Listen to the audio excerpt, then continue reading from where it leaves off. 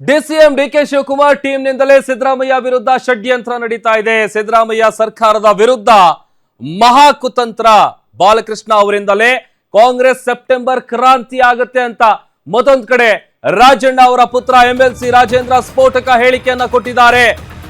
ಈಗಷ್ಟೇ ಗಮನಿಸ್ತಾ ಇದ್ವಿ ಮಾಗಡಿ ಶಾಸಕರು ಏನು ಹೇಳಿದ್ದಾರೆ ಅಂತ.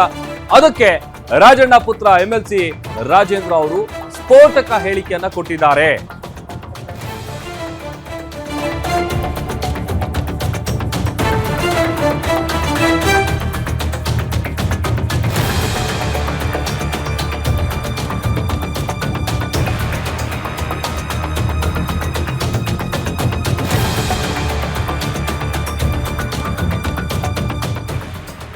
ನಮ್ಮ ಸರ್ಕಾರ ಅಸ್ತಿತ್ವದಲ್ಲಿರೋದಕ್ಕೆ ಇಲ್ಲಿವರೆಗೂ ಉಳ್ಕೊಂಡಿದ್ದಾರೆ, ಇಲ್ಲ ಅಂತ ಅಂದ್ರೆ ಯಾವಾಗಲೂ ಹೋಗ್ತಾ ಇದ್ರು ಅಂತ ಬಾಲಕೃಷ್ಣ ಅವರು ಹೇಳ್ತಾ ಇದ್ರೆ, ಬಾಲಕೃಷ್ಣ ಅವರಿಂದಲೇ ಕಾಂಗ್ರೆಸ್ ಸೆಪ್ಟೆಂಬರ್ ಕ್ರಾಂತಿ ಆಗುತ್ತೆ ಅಂತ ರಾಜಣ್ಣ ಅವರ ಪುತ್ರ ಎಂಎಲ್ಸಿ ರಾಜೇಂದ್ರ ಅವರು ಸ್ಫೋಟಕ ವಿಚಾರ ಹೇಳಿದ್ದಾರೆ.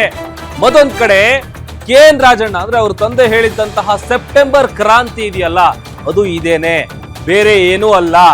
ಇವರ ತಂಡವೇ ಬಿಜೆಪಿಗೆ ಹೋಗಬಹುದು ಅಂತ ಎಂಎಲ್ಸಿ ರಾಜೇಂದ್ರ ಹೇಳಿದ್ದಾರೆ. ಸಿಎಂ ಮಾಡ್ತೀವಿ ಅಂದ್ರೆ ಇವರೆಲ್ಲ ಬಿಜೆಪಿಗೆ ಹೋಗಬಹುದು.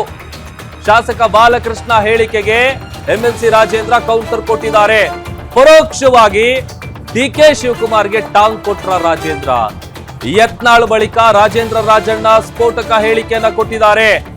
ಡಿಕೆ ಶಿವಕುಮಾರ್ ಒಂದು ಕಾಲು ಬಿಜೆಪಿಗೆ ಇಟ್ಟಿರೋದು ನಿಜಾನಾ ಹಾಗಾದ್ರೆ?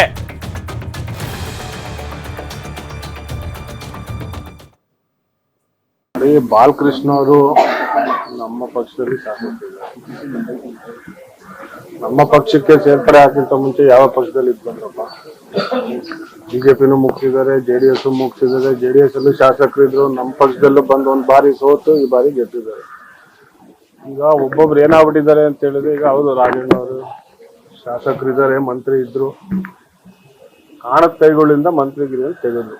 ಆಯ್ತನಪ್ಪ, ಅದೆಲ್ಲ ನಿಮ್ಗಳಿಗೆಲ್ಲ ಗೊತ್ತೇ ಇದೆ. ಇಡೀ ರಾಜ್ಯದಲ್ಲೂ ಅವೆಲ್ಲ ಏನೇನು ಆಗಿದೆ ಅನ್ನೋದೆಲ್ಲ ಪ್ರತಿ ಜನಕ್ಕೂ ಗೊತ್ತಿದೆ.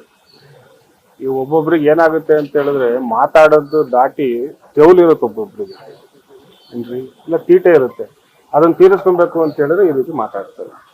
ಎಲ್ಲ ರಾಜಣ್ಣ ಅವ್ರು ಮೊನ್ನೆ 3 ದಿವಸದಿಂದ ನಿಮ್ಮ ಮಾಧ್ಯಮದ ಮುಂದೆ ಹೇಳಿದ್ರಲ್ಲಪ್ಪ, ಪಕ್ಷ ಬಿಡೋದಿಲ್ಲ, ಕಾಂಗ್ರೆಸ್ ಅಲ್ಲೇ ಇರ್ತೀನಿ, ಕಾಂಗ್ರೆಸ್ ಇಂದ ನಾನು ಎಲ್ಲ ಅಧಿಕಾರಗಳನ್ನ ಅನುಭವಿಸಿದ್ದೀನಿ, ನಾನು ಕಡೆವರೆಗೂ ಕಾಂಗ್ರೆಸ್ ಪಕ್ಷದಲ್ಲಿ ಇದ್ದೀನಿ ಅಂತ ಅವರೇ ಹೇಳಿಕೆ ಕೊಟ್ಟಿದ್ದಾರೆ. ಸರ್, ರಾಜಣ್ಣ ಅವ್ರು ಎಲ್ಲೂ ಅಲ್ಲಿ ಇಲ್ಲಿ ಅಸೆಂಬ್ಲಿಯಲ್ಲಿ ಏನು RSS ಆಡೋನು ಆಡಿಲ್ವಲ್ಲ, ಅಥವಾ ಅವರ ಬಾಲ್ಯದಿಂದನೂ ಅವ್ರೇನು ಚಡ್ಡಿ ಹಾಕೊಂಡೇನು ಎಲ್ಲೂ RSS ಶಾಖಾ ಮಠಗಳು ಎಲ್ಲೂ ಹೋಗಿಲ್ವಲ್ಲ. ಹೌದಲ್ಲ, ಅವ್ರದ್ದೇ ಆದಂಥ ರಾಜಣ್ಣ ಅವ್ರದ್ದು ಅವ್ರದ್ದೇ ಆದಂಥ ಒಂದು ಸಿದ್ಧಾಂತ ಇದೆ. ಕಾಂಗ್ರೆಸ್ ಪಕ್ಷದಲ್ಲಿ ನಾನು ಯಾಕೆ ಇದ್ದೀನಿ ಅನ್ನೋ ಮಾತನ್ನು ಮೊನ್ನೆ ಅವರು ನಿಮ್ಗಳ ಮುಂದೆ ಮಾತಾಡಿದ್ದಾರೆ.